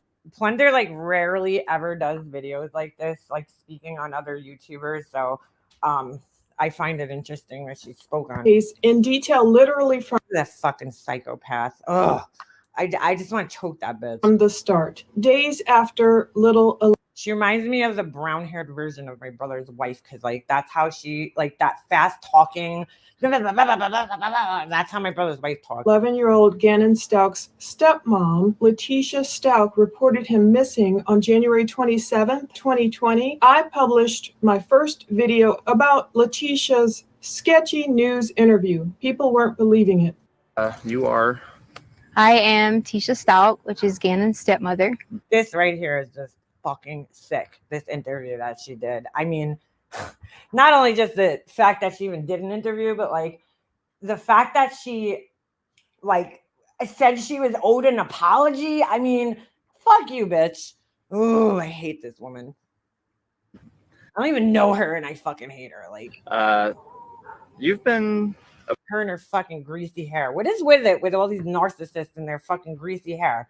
Did narcissists not know about fucking dry shampoo? Seriously. Part of the investigation since the very first time. You were the last person to see him. Is that right? Correct. Okay, yeah. You know what bothers me? She says this all with such confidence behind her words. She got it with all the confidence in the world, the way she's talking in this interview. She has nope, I didn't do it. And you know what? Everybody's going to owe me an apology. It's just sick. How do you do that? How do you deceive people to that level with such confidence? Sounds like we're good. Every once in a while, my mic will be out, and I want to make sure that's not going to happen here. She did not want to turn her head. Okay. Do you want me to just say yes? No, just answer the question. Yes, you came home from work and you can verify Gannon. And then making her daughter lie on top of that. Making her daughter come on there and be part of her fucking lies. Oh, it's so sick. Was at home. Yeah. Yes, so I came home later that evening. I was at work and I can verify that he was there that night. So I do wonder. I'm not saying her daughter was in on it. I know some people believe that. I do wonder if I don't know. Not if the daughter knew anything, but that's one thing that's never fucking made 100%, sense to me about the timeline of all of this case is where were the other kids when this all happened? And how did they not question what was going on in the house and where Gannon was. Like, that part of the story just baffles me, because like he disappeared. Clearly, you know, the room was cleaned. I mean, she had to do some fucking cleaning in the house. And I have to say, you know, this is going to sound like not right when I say this, but like she did a bang up job cleaning the scene up, right? Obviously, they still were able to see with luminol and everything, but like I'm talking about upon visual inspection, how did she get all the blood out of the carpet, off the walls? Because like anybody here who's like cleaned anything, really, you know, like a liquid, any kind of substance that has like a dye that stains like that, like blood stains. Blood isn't easy to get off, especially once it's like dried, especially out of a carpet. Like, how did she do that? You know, well, did she cut the carpet out? I know she cut the carpet out in the living room, but like she did do, I mean, a pretty good job cleaning. But like, again, where were the kids during all of this? Like, there was other kids in the house, so they didn't smell like cleaning products, and like, I don't know. It's just sick. So there was a hike that you guys went on, but then you guys came home. Yes. Where'd you guys go hiking? Garden of the Gods. Okay. See, I don't believe. Look, Susan, I don't believe all stepmoms are horrible, because like my mom was a stepmom, right? You know, so I can't believe that. My mom was a stepmom. And my mom was a great stepmom, you know. Well, she tried to be, you know, she had her flaws. I know she did. You know, as her regular daughter, I could see that she had flaws as a stepmother. You know, I think she tried her best, but I think, you know, once my well, they're not my step, they're my half brother and sister, but my half sisters, once they reached adulthood, you know, there was a struggle there. But like, that's not true. My neighbor, one of my good friends, she's a stepmother, and she's a great stepmother, like, to her stepdaughter. You know, there's always going to be a resentment between stepkids and their step parents. I mean, that's just the way it is, unfortunately, you know. But, you know, not all step parents are bad. You know, there's a lot of them that are, but there's a lot that aren't, you know, either. If I had to give, I'm not gonna say that part. That's okay. Never mind. Right. I could take that out. I understand that it gets tricky with legal stuff. We just wanted to add a message to Gannon from my family, is that we love you. I fake tears. We miss you, and we hope that you come home soon. And Gannon, I can't wait till you can come home and let everyone know that you're okay. We love you. I covered it Sick bitch. in depth recently when Letitia recently stood trial for murder and was convicted. When gruesome photos of Gannon's remains were displayed in court, I made It's really amazing. I think I've said this before, but like how people's appearances, I feel, change after they commit crimes like these. Like, there's pictures of her out there with her makeup done, and like, because I look at her and I look at the guy Al, and I'm like, how the fuck was he attracted to this greasy headed monster? She looks like a witch, you know, especially like that first video. I think one of the first videos I saw of her is when she was being like arraigned, and like she looks like a fucking girl interrupted crazy person in the courtroom that day. Like, she looks like insane. And I really, you sit there, and even in her mugshot, like, you just sit there and you're like, how the fuck was anybody attracted to this woman like that, in that way, you know? And then I saw a picture of her with, you know, her hair done, her makeup done, and I'm like, all right, she's a pretty girl, like, you know, with her makeup and everything. But I really do think that, like, once you do something horrific like this, like, I don't know, man, something changes with your whole appearance, your eyes, everything. Like, she just looks fucking evil, you know? You look at the before pictures and it looks like a totally different person. It's just so weird how that happens. made sure to edit them out of my videos. It was easy for me because I never go live. But many other YouTubers did the same thing, especially those who were streaming the court trial live. And we were unexpectedly greeted with those morbid photos of Gannon's body, even though they were blocked off. The images were necessary for the jury to see, but not necessarily necessary for all of us viewers to watch online. However, at least one YouTuber, maybe more, is in hot water over her decision to display Gannon's gruesome photos behind a $3 paywall on Patreon. Let's talk about this controversial case file and how it has come to this point. When a court trial is resolved, generally the bulk of the discovery in the case can be released to the public because of the Freedom of Information Act. Because of our Freedom of Information Act in the United States. It varies by state, but in America, we are big in believing in our freedoms, freedom of speech, freedom of the press, and FOIAs. So that's what happened in the 2018 Chris Watts case. Discovery was released after Chris Watts pled guilty to— Okay, even Chris Watts, obviously this is before the murders, totally looks like a normal dude there. But then look at him after. Like something just changed about his appearance. I can't explain it. Like there's no life in his eyes. So weird. Chris Watts case. Discovery was released after Chris Watts pled guilty to brutally slaying his pregnant wife, Shanann Watts, their daughters, Bella and Cece Watts, and his unborn son, Nico Lee Watts. By May 2019, a treasure trove of videos and photos of Chris Watts and his mistress, Nicole Kessinger, would be found and released to the public as well. But there weren't any gruesome photos of the victims in that discovery. That would change with the Letitia Stout case. I didn't realize that because Gannon's autopsy was performed in Florida and the laws vary by state, the photos would be released due to that state's laws, due to Florida state laws. Okay, so see, this is where she starts talking about what I was wondering about. Let's talk about YouTube viewers' desires and the crazy cost of the discovery. So one thing that YouTube viewers often want to see are the interrogation videos and body cam footage. That's what I'm interested in. Honestly, that's what I'm interested in when it comes to any case, honestly, because like to me, that's the most, I don't know, intriguing part of the case is seeing the interview with the police and seeing how the person, you know, their body language, how they're talking, how they're, you know, I think like normal people could look at something like that and decipher whether somebody's lying or not. It's not that hard. You know, we all have that life experience to look at other people and tell when they're being deceitful or not, you know? Autopsy pictures, totally different story. Because I don't even know what the fuck I'm looking at, honestly. You know, all I know is I'm looking at something horrible and disgusting, you know, and disturbing. But like, I don't know much more past that, you know? So I get people wanting to see the interrogation videos because I want to see them. I think they're interesting.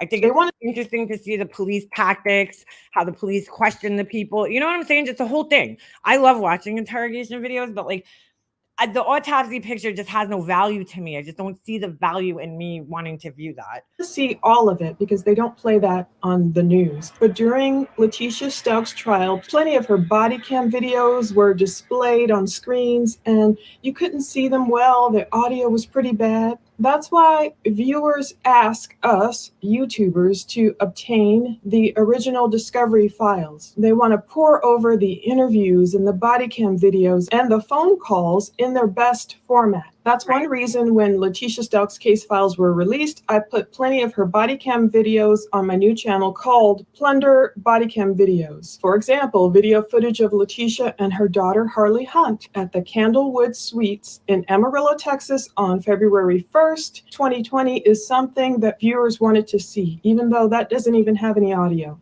It doesn't even have, I don't know. I watched a little bit of that. To me, it's like, I don't know why people want to see that. It's just them kind of walking around. I don't know. I compiled videos and photos from Letitia's case into a video. You will not see Gannon's autopsy photos here. I won't publish them. I'm not gatekeeping. I'm not setting myself up as better than anyone else or holier than thou, or I'm not pushing another person down or piling on anyone. I've made my fair share of mistakes on this YouTube journey. Each day I learn to do better by the grace of God. I've issued plenty of apologies where I've missed the mark. True crime YouTubers have a bad enough reputation as a whole anyway. Some people think we shouldn't even be on here. We shouldn't be making money from this. I pray this situation helps us all to elevate. It's a miracle that I even got access to the case file, considering the initial cost estimates of the case. Initially, a few of us YouTubers requested the case and the estimates came back at more than $25,000. It fucking is crazy. $25,000, dude, for the case files. That's crazy. Including the case report, 911 calls, body cam videos, interviews, photos, jail phone calls. Thank God I was able to collab with another YouTuber, not Zav Girl, to get access to the case file.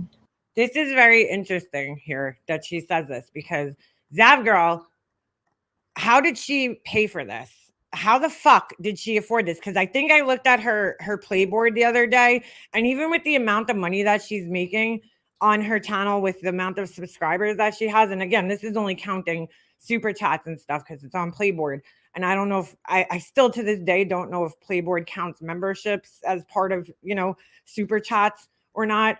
But it's only like, I think it was around like $30,000. So it's really not that much money, you know, when all is said and done. I mean, you can't survive off of that. I know she also had her Patreon, and I don't know how many members she had, or, you know, what her prices were on her Patreon. I never went into it, but I'm just saying, like, she clearly wouldn't have been able to afford something like this on her own. So, you know, Plunder's saying here that she had to kind of collaborate with some other YouTubers to get the footage.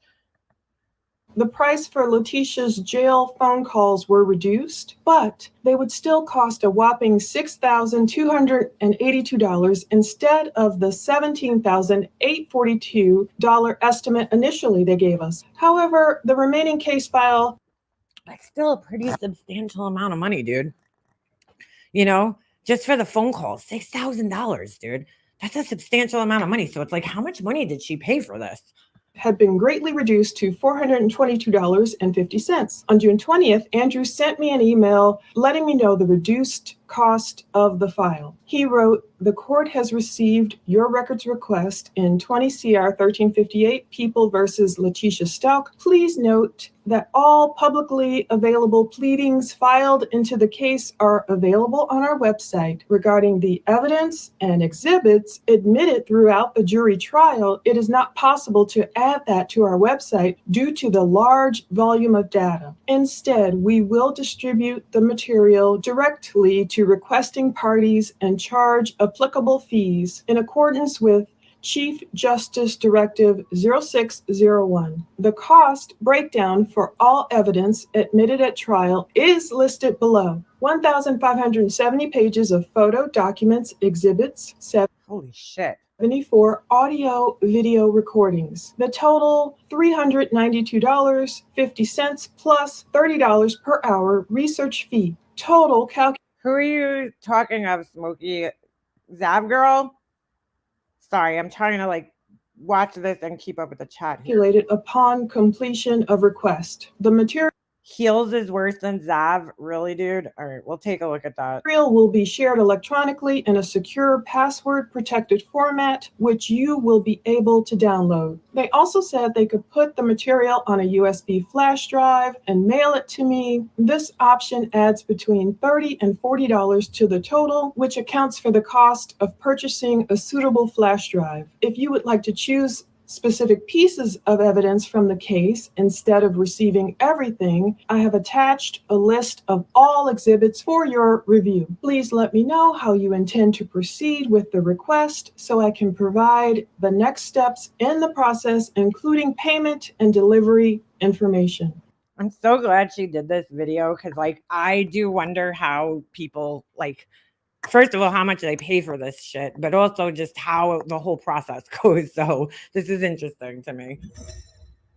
Let's talk about opening the Letitia Stalk discovery videos and photos. Even though the Letitia Stalk exhibit list gave me a detailed description of the photos and more that would be included, and even though I knew autopsy photos were displayed at trial, I still didn't expect the gruesome photos to be included in the discovery. I don't know why. Perhaps the most daunting to view were the ones with the descriptions as follows. Number 67 photo, location of suitcase and Gannon, close up. 147 photo, Gannon in fetal position under the bridge, and many other autopsy photos. I don't wish for anyone to have to see those. Even seeing Gannon's Minecraft t-shirt without him, just the Minecraft t-shirt with cuts in it, was too much for me, let alone...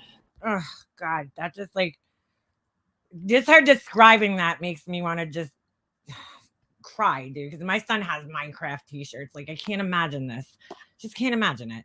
I wouldn't even want to see that. Seeing any damage to his little body and passing that on. I'm not one for viewing graphic things, so I kind of squinted literally as I was editing. I edited out the video. I took out the video with the evidence photo that people wanted to see. I took out anything I considered too disturbing. I flipped through the photos again and again to make sure I didn't accidentally leave anything in that would be too upsetting. I even wondered if showing a fired bullet would be too gruesome. Determining what crosses the line is subjective. Where is the line? Is it too much to show the Blue Star photos? You can see where it lit up in his room on the wall. Are images of blood too much? After all, I cover my eyes during gross scenes in a movie or I'll look away. Thank the Lord, not once did I consider saving those autopsy photos for a Patreon video. That didn't even cross my mind. I have, however, placed a lot of Letitia's phone calls on my Plunder True Crime Spotify platform, which has all the rest of my old archive videos. Sure, some viewers might want to see autopsy photos, but that becomes too voyeuristic and disturbing to me. It's like when I was back in college at FAMU in Florida and those Faces of Death videos came out on videotape. You might remember them. She just dated herself there because I believe I was in college around the time that those videos were a thing. And I remember thinking at that time when those videos were coming out, the fuck is wrong with people? Like, because all my friends were like watching them, and I'm sure I'm not alone in this. With like, and I know that some of my friends, they'd like watch them together, and I was like, dude, count me out. Like, I don't want to ever see those videos. No, thank you. And I couldn't believe that such a thing even existed. I was like, what the fuck is wrong with people? Like, I have no desire to watch that, you know? I remember when that was a thing, and it was disturbing, to say the least. If you're my age, we would watch them way back then, but it was all too much. Besides, with gunshot wounds and blunt force injuries to her son's body, it's no wonder that Gannon's mom, Landon, she left the courtroom when they displayed those type of photos. I didn't even know Gannon, and it's difficult to look at that kind of stuff. I wouldn't even want to imagine the kind of pain his loved ones feel. His mom, his dad, and everyone, his sister. Other people can more readily view autopsy photos in a detached way because it's their line of work or it's their personality, it's their constitution, it's what they're made of. Some forensic pathologists, of course, or doctors, or even lawyers, they can even eat a sandwich while they're looking at gross crime scene photos. I think that's a blessing for them. It's a good thing that certain folks have that type of stomach and constitution to do their jobs. Right. She's 100% right here. I mean, it's a good thing that there's people out there who can look at these things without, I wouldn't be able to do it. I know I wouldn't. It's funny. I was thinking years ago, I probably told this before, but like I went through like I would say a quarter life crisis when I was younger, probably like around 25. And I was like, I don't know what I want to do with my life. Like, and I briefly thought about maybe taking the police test and becoming a police officer until the day that somebody told me, like, it's not just like dealing with the public and stuff. Like, you have to go to like, car accident scenes and shit like that. And then that's when I said, you know what, that ain't for me. That ain't for me. I didn't even think of that aspect of the job where you would have to go and see bodies that are just not in the right form, and things like to that nature, the gruesome things that police officers have to see, going into crime scenes and shit. Like, don't ask me why I didn't think of that. I'm thinking of like pulling people over and giving them tickets, for speeding. I'm not thinking of that kind of shit. But yeah, I mean, I would definitely not be cut out for it. Even nurses and doctors, like, I don't know how they do their jobs. I don't. But, there has to be people like that can do these things. It's just, they have to do those things. It's their job. People like Zav Girl, she doesn't have to do that. She doesn't have to do that. It's just a morbid curiosity that they have at the end of the day. So. Without passing out or getting sick like other people might. But even those same people in that line of work wouldn't necessarily consider putting autopsy photos on Patreon unless it's perhaps for some type of course. I don't know. One thing I want to make clear, I never saw any photos of Gannon without his clothes that weren't blurred. I can verify.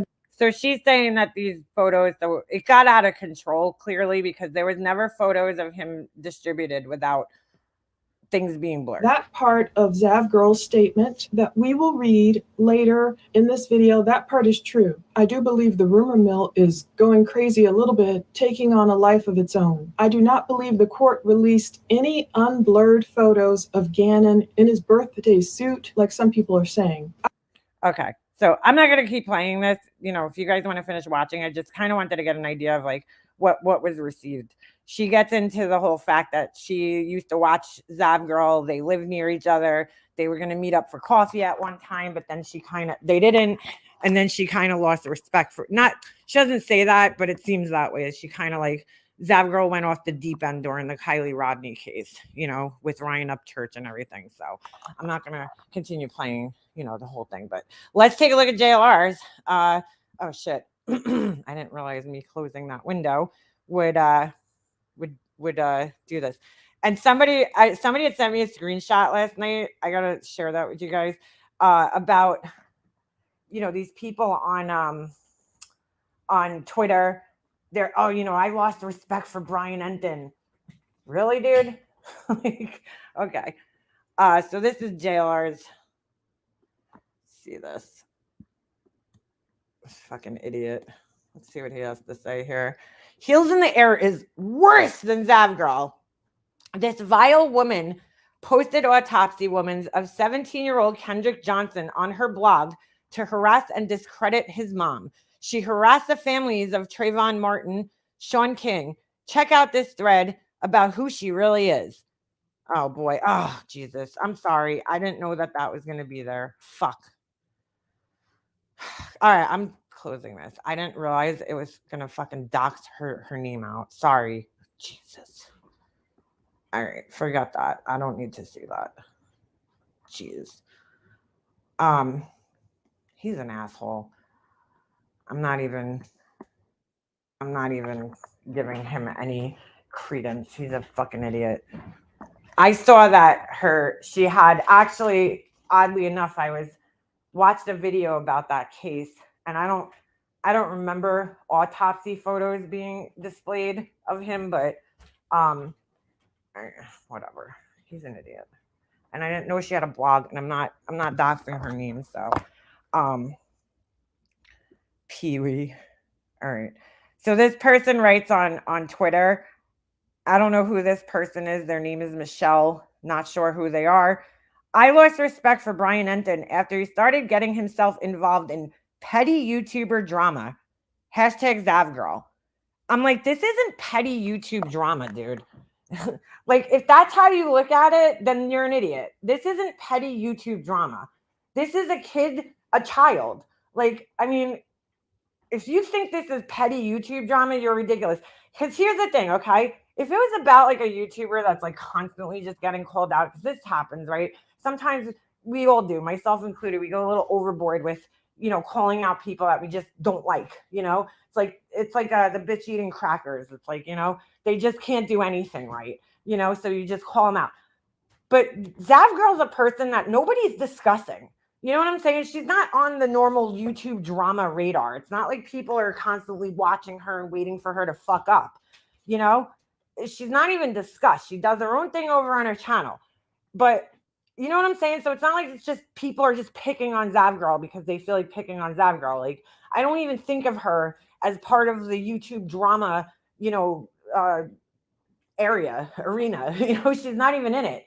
I know people called her out back during the Kylie Rodney case, but like that's over. And, you know, haven't heard of her. Forgot she even was on YouTube. Like, I don't watch her. So it's like, you know, it's not like people are just picking on her for the sake of picking on her. She did something disgusting, and that's why people are calling her ass out.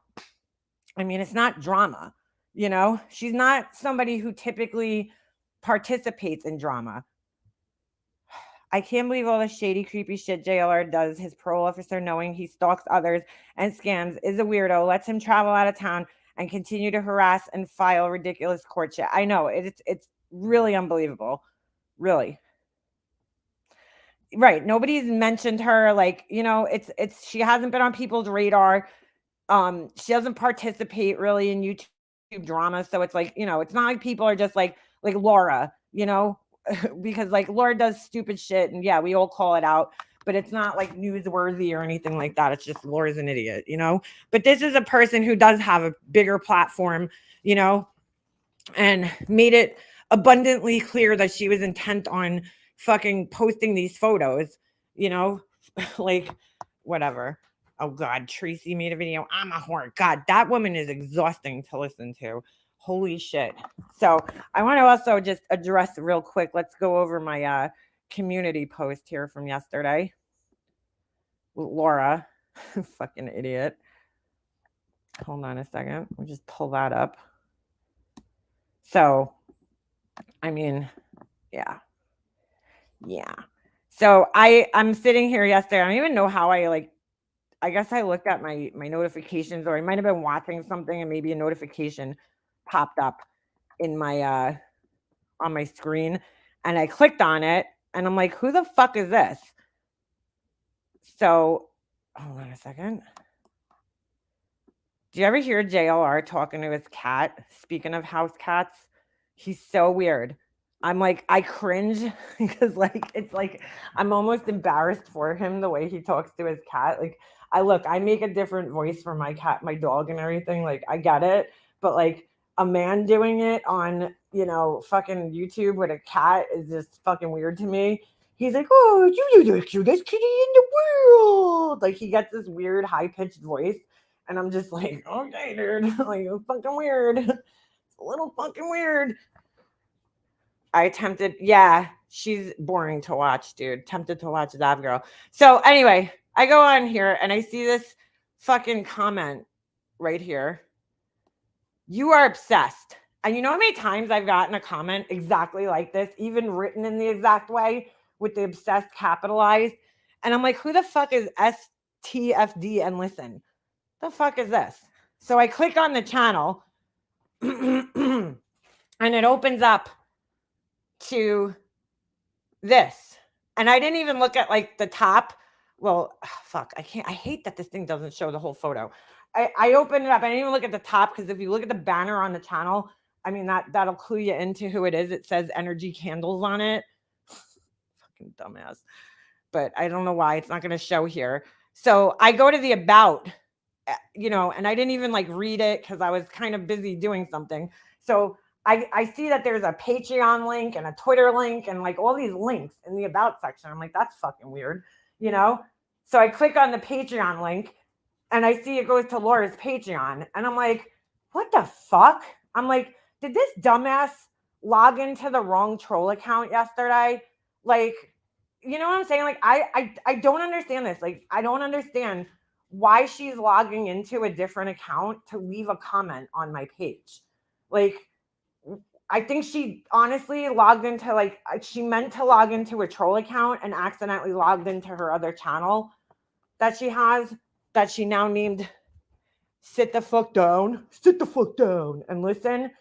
And I'm like, you're so fucking dumb, Laura. Like, seriously. Like, every time you try to retaliate or do anything, you just make yourself look like a bigger asshole every time. So here's my whole thing. Do I talk about Laura? Sure, but you specifically addressed me the other day and threatened to go real life and call my husband like I'm a fucking child and tell on me, okay? Like as if my husband doesn't know what I'm fucking doing with my life, like he doesn't know what I do on a daily basis. But you do that, right? I respond to it yesterday. And now you come to my comment section and fucking gaslight me because I'm responding to what you said. I'm obsessed? Like, really? Or who's really obsessed? Who's really the obsessed one here? Because as you'll notice, okay, I saw it yesterday because I watched a little bit of Jones's live where she was reviewing, the same, I guess it was the same live because she skips through the beginning and I see my comment, my reply to who was it? Carmenina, whatever her name is. It was plastered on on Laura's screen. She had it up on her screen and I'm like, who's the fucking obsessed one? Really, when you think about it, who's always in my lives, no matter what I'm talking about, because, Laura knows I'm not talking about her all live, every single live I do. You know, as much as she wants to fucking convince people, that's just not true. There's lives we do where we don't talk about anybody on YouTube on here. We just talk life bullshit, you know? And she has, you know, I'm like, you have people that are watching my every fucking move. If I'm in another chat, they're screenshotting my comments. If, you know, they're screenshotting the comments on my own page. They watch every live I do, no matter what the title is. They come in and watch every fucking live I do. And they send you every fucking clip of everything that everybody says about you. So who's the fucking obsessed one? Because, like, dude, I don't fucking care what's being said in Laura's comment section under her fucking videos. I don't give a fuck. Like, I honestly don't care what any of her fucking followers have to say about me. You know, it doesn't fucking make a difference in my life at all. So it's like, I don't understand. You have some balls to come over here and gaslight and say that I'm obsessed, you know, after you specifically spoke about me and threatened to go real life on me, you know, because you're a baby and you're a fucking pussy, Laura, and you don't know how to handle criticism. Okay. So you come over here and you threaten. Yeah, that's what you threaten. And then you sit there and say, I hate my kid. And you put this dog whistle bullshit out for other people, you know, who will go real life. So fuck you, you know, and then you have the balls to come over here.